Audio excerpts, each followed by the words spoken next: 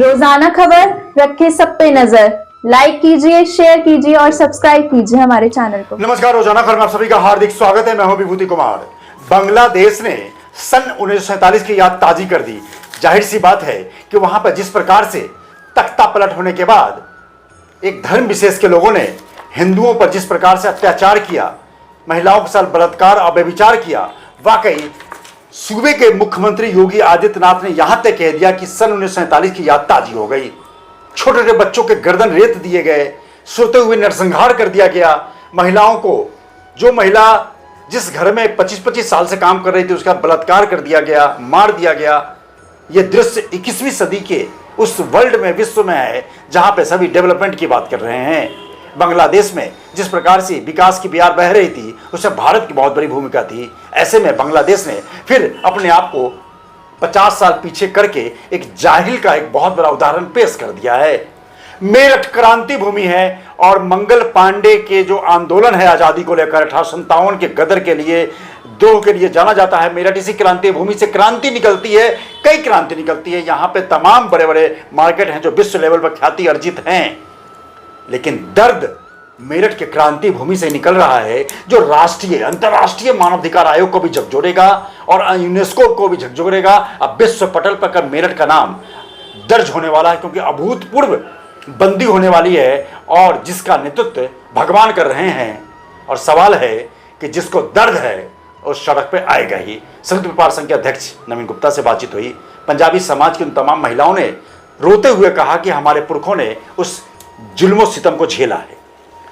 एक मेरठ के नागरिक के तौर पे मैं भी हूं और मेरे साथ मौजूद हैं दीपक शर्मा, जो लगातार एक नागरिक के तौर पे हैं। ये भी कल पैदल मार्च करेंगे, ये भी कल लोगों के साथ रहेंगे, लेकिन सवाल है कि आखिर इनके अंदर दर्द क्या है। इस घटना को, बांग्लादेश की घटना को किस रूप में लेते हैं और मर्माहत हैं। तो सीधे हम इनसे रूबरू होते हैं, जानते हैं कि बांग्लादेश के मुद्दे पे भी और कल की जो ये निकलेंगे लोगों के साथ, ये भी एक नागरिक के तौर पे चलेंगे या डीएम को ज्ञापन देंगे। नमस्कार दीपक जी, कैसे आप? मैं अच्छा हूँ, जय श्री राम। जय श्री राम। बहुत बहुत अच्छी बात है कि कल मेरठ जग रहा है और यहाँ से क्रांति की अलग जगी थी और कल एक नई क्रांति की अलग जगने वाली है।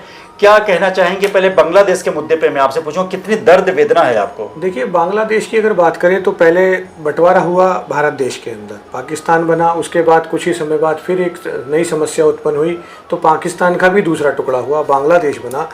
बांग्लादेश अभी हम कुछ दिनों से देख रहे थे कि विकास के पटल पर बहुत तेजी से आगे बढ़ रहा था, लेकिन मुझे अब लगता है कि वो जाहिलता और जिहाद के नाते वो उसकी बलि चढ़ गया।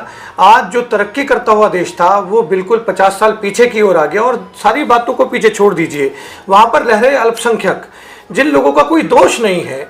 आपके यहाँ सत्ता पलट होता है, आपके यहाँ सब चीज़ें राजनीतिक ढंग से खराब होती हैं, बनती हैं, बिगड़ती हैं, सारी बातें ठीक हैं, लेकिन आप अल्पसंख्यक हिंदू समाज को क्यों मारेंगे? उनको क्यों काटेंगे? माता बहनों का बलात्कार क्यों करेंगे? वो इस्कॉन मंदिर जो बांग्लादेश बनने के बाद प्रतिदिन 20,000 लोगों को भोजन कराता था, उस मंदिर को तोड़ दिया, उसकी मूर्तियों को तोड़ दिया। क्या हृदय विदारक नहीं है?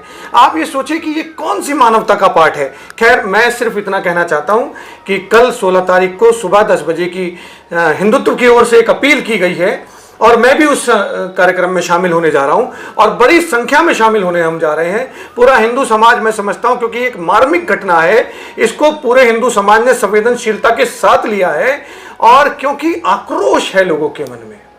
आप बिना वजह बेवजह लोगों को क्यों काटेंगे? लोग सो रहे हैं, उनको क्यों कुचलेंगे? माता बहनों को नंगा करके क्यों नचाएंगे? क्या इसमें कौन सा मानव अधिकार अंतरराष्ट्रीय कहां चला गया?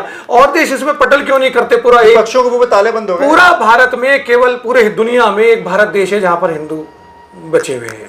अगर वो इनकी आवाज नहीं उठाएंगे तो कौन उठाएगा? मैं धन्यवाद देता हूं सभी हिंदूवादी संगठनों को, सभी धार्मिक संस्थाओं को और संयुक्त व्यापार संघ को, और जो जिस प्रकार से सरस्वती शिशु मंदिर या सभी प्रकार के स्कूल कॉलेज बंद होने की जो घोषणा हो रही है, ये सब बधाई के पात्र हैं। हमारी कोई अराजकता नहीं है। हिंदू हमेशा संवेदनशीलता के साथ रहा है, अहिंसा के पथ पर चला है, लोगों को हमेशा हिंदुस्तान ने शरण दी है और आज शेख हसीना भी हिंदुस्तान की शरण में में है, बहुत बढ़िया। लेकिन ये दुर्घटनाएं घटित नहीं होनी चाहिए। मैं समझता हूं कल का जो कार्यक्रम हो रहा है वो एक अपार जनसमूह के बीच में जो शांति मार्च करते हुए जिला अधिकारी को ज्ञापन देंगे, प्रधानमंत्री के नाम ज्ञापन होगा, और माननीय प्रधानमंत्री जी से भी अपील है कि वो इसमें जल्द से जल्द बहुत तेजी से हस्तक्षेप करते हुए वहां पर होते हुए नरसंहार को तत्काल रुकवाएं और जो लोग ऐसा कर रहे हैं उनके खिलाफ कार्रवाई की व्यवस्था करें। ये तो एक ऐसी घटना है कि सब आम जन से जुड़े हुए हैं, कोई इससे बचा नहीं है। बिल्कुल, लगातार एक वेदना है। चूंकि मैं पत्रकार हूं, सभी धर्मों का सम्मान करता हूं, सभी धर्मों की खबर भी दिखाता हूं, सभी धर्म के लोग हमारे ग्रुप में, न्यूज ग्रुप में जुड़े हुए भी हैं। लाखों, 4 लाख से अधिक नंबर है, उसमें कई 50-60 हजार से अधिक मुस्लिम समाज भी हैं, सभी ईसाई धर्म भी है, सिख धर्म भी है। लेकिन सवाल है कि मानवता, इंसानियत बची रहनी चाहिए। जिस देश में आप रहते हैं, उस देश की रोटी खाते हैं, उसमें आप वफादारी निभाएं। और जाहिर सी बात है, अपने जो छोटे भाई हों, क्योंकि बांग्लादेश में हिंदू मुस्लिम से छोटा भाई है, लिहाजा उसके मान सम्मान और इज्जत की रक्षा करने की जिम्मेदारी होती है। लेकिन जब वही बांग्लादेश जो भारत के सपोर्ट से, मदद से काफ़ी बड़े पैमाने पर आगे बढ़ रहा है, उसी बांग्लादेश में महिलाओं के साथ अत्याचार, बलात्कार और व्यभिचार हो रहा है, तो वाकई पूरे विश्व का हिंदू कैसे चुप रह सकता है जब विपक्ष के कोई भी पार्टी के नेता इस मुद्दे को प्रमुखता से नहीं ले रहे हैं, क्योंकि उनको लगता है हिंदू कौम के बारे में बात करना उनकी राजनीति कमजोरी मानी जाएगी। लेकिन सवाल है कि कब तक बचोगे, कब तक देख तमाशा बुलबुल का करते रहोगे। जब आपका नंबर आएगा तो देख तमाशा बुलबुल का देखते रह जाओगे। कल अभूतपूर्व बंदी में मैं भी शरीक होऊंगा, एक मेरठ के नागरिक के तौर पर, और पत्रकारिता के तौर पर भी शरीक रहूँगा, पल पल की आपको खबर देता रहूँगा। लेकिन सवाल है, चलते चलते बस दीपक शर्मा से आह्वान करना चाहता हूँ कि नागरिक के तौर पे कि जिसको वेदना है, प्रतिवेदना है और रुष्ट हैं, वो जरूर इसमें शामिल हो। क्या कहना चाहेंगे? बस देखिए, प्रदेश के सूबे के मुखिया माननीय आदित्य योगीनाथ जी ने जो इसमें अपनी बात कही कि 1947 का गदर इन्होंने बहुत बड़ी बात कह दी, बहुत बड़ी बात। अगर मुख्यमंत्री कितनी संवेदनशीलता से इस चीज को महसूस कर रहे हैं, तो मैं समझता हूं कि जब इतने बड़े पद से कोई आवाज आती है तो वो इसकी मार्मिकता को समझते हैं। तो उसी नाते ऐसे ही जितने भी लोग जो समर्थन नहीं करते किसी भी अराजकता का, हिंसा का, मारकाट का, वो सब लोग शांति मार्च करेंगे। और इसमें कुछ गलत भी नहीं है, डेमोक्रेसी है, लोकतंत्र है, सब लोगों को इसमें बढ़ चढ़कर हिस्सा लेना चाहिए।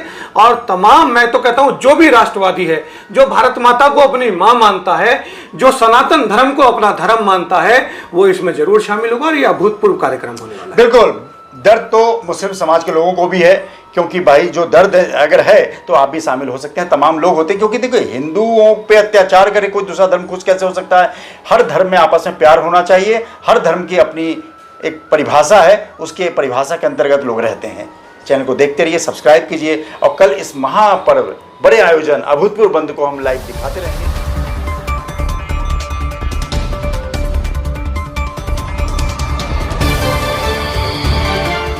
रोजाना खबर रखे सब पे नजर। लाइक कीजिए, शेयर कीजिए और सब्सक्राइब